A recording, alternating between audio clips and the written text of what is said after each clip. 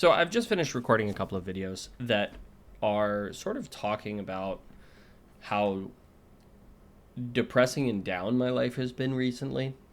That's not entirely true. I've been sick and I'm in this sort of state of overwhelm that often happens to me when I'm wrestling through big questions, and I've been wrestling through a lot of big questions in my life. Just about future direction and that sort of stuff. Nothing particularly bad, just stuff that's taken up all of my attention and brain space.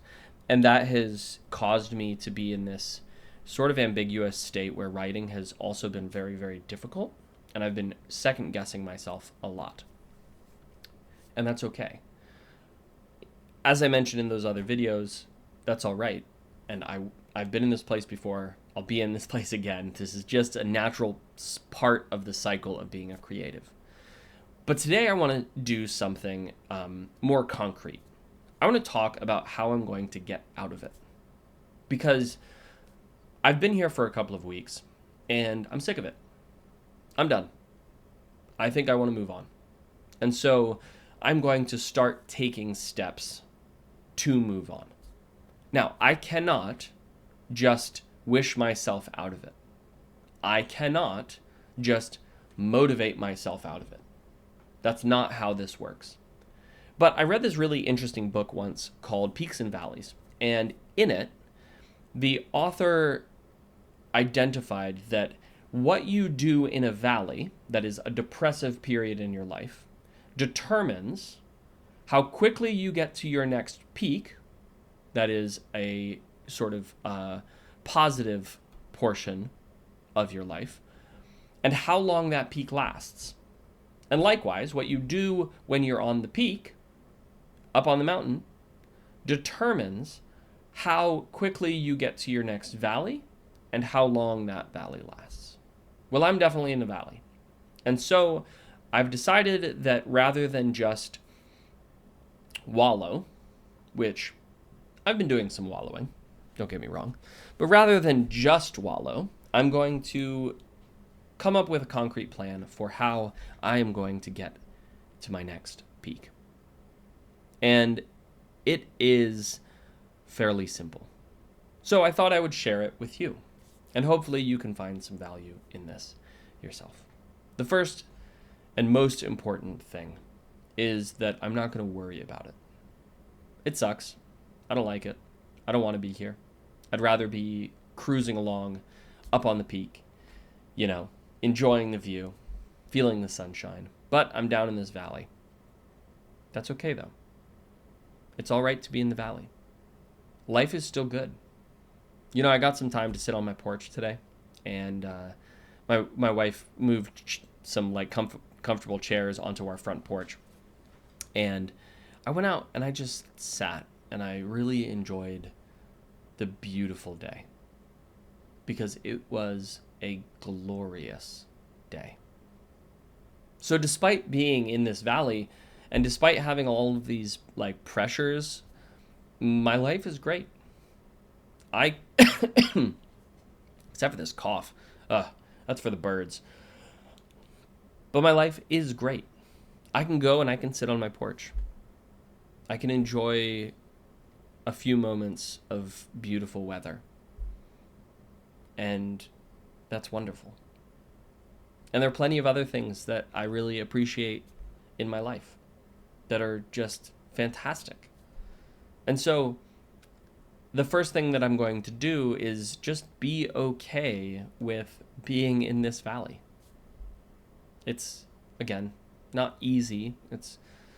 I wish I wasn't here, but I am. And so I'm going to accept it, and I'm going to walk forward. That doesn't mean, of course, that I'm not going to try to get out of the valley. And that's what this video is about. So, first thing I'm going to do, accept it. Second thing I'm going to do is I'm going to make small changes.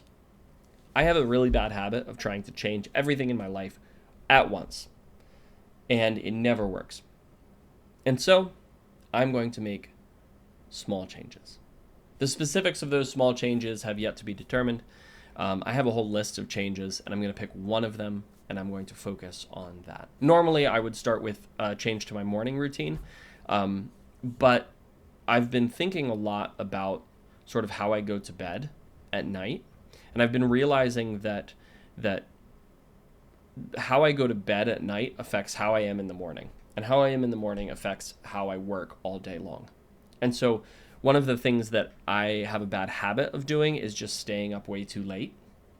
It's not like I stay up till like 1 in the morning or 2 in the morning, but because I tend to get up really early, if I stay up till 11, I only end up getting like 5.5 hours of sleep. And that's not great. I can do it for a couple of days, and then I really start to drag. And because I've been sick, my energy levels have just been super low. And so the first thing that I'm going to try to do is just really try to respect my bedtime. And that doesn't sound like a whole lot, but I think it'll be really impactful. I don't know. I'll let you know in a future video whether or not it worked. But that's what I'm going to start with. And that's all I'm going to start with.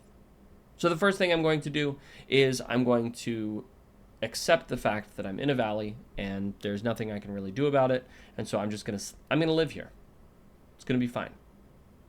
Knowing that eventually I will get out of the valley. Then the second thing I'm going to do is I'm going to adjust my evening routine so that I'm making sure that I'm going to bed by 10 at the latest.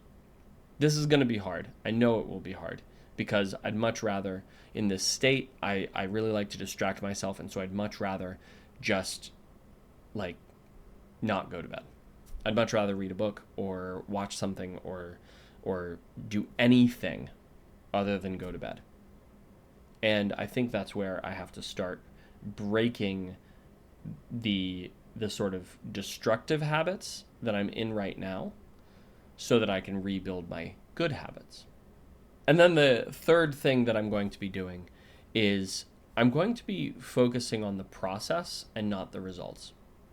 I think that part of my challenge when I'm in these states is that I really get obsessive about my results, but ultimately results aren't what matter. The process is what matters. Because if I get the right process down, then the results will come. Again, this has to do with measuring the gap or the gain, which I've talked about in previous videos. But do I measure myself against the fact that my book is not done yet? As soon as I do that, I find motivation starting to drain out of me because it's depressing to be like, hey, I wanted to be done with a book already. And I'm not done. I'm not even close to done. I should have been starting a new book this past Monday. But instead, I'm still stuck in pretty much the same place I was a couple of weeks ago. But that's measuring the gap. That's not actually measuring the gain. The gain is that I have a much better book started than I did 3 weeks ago. And on top of that, I'm actually excited to continue writing in this book. On top of that, I've started to identify areas where I could be improving my writing.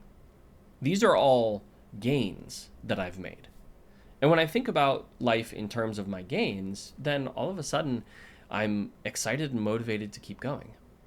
But see, this requires focusing on the process rather than on the result. Because the result is always going to be a gap, right? There's always going to be a gap there. And so that's the third thing that I'm going to be doing, is focusing on the process and not on the result. Anyway, that's it for this video. I hope that you can find something helpful for you in it. Thanks again for listening to me ramble about this. What do you guys think about this whole me sitting down thing? Let me know in the comments if you mind the videos being like this. I know they've been a little bit different in the last few days, and hopefully you've enjoyed them. If you didn't enjoy them, let me know. Leave a comment so that I can go back to the other way, because I'm fine doing that. I'm fine standing up and talking into the camera that way. But this is just a little bit more comfortable, especially for low energy Seth. And I am definitely in low energy mode right now. So I hope that this video finds you in a much better place then it finds me.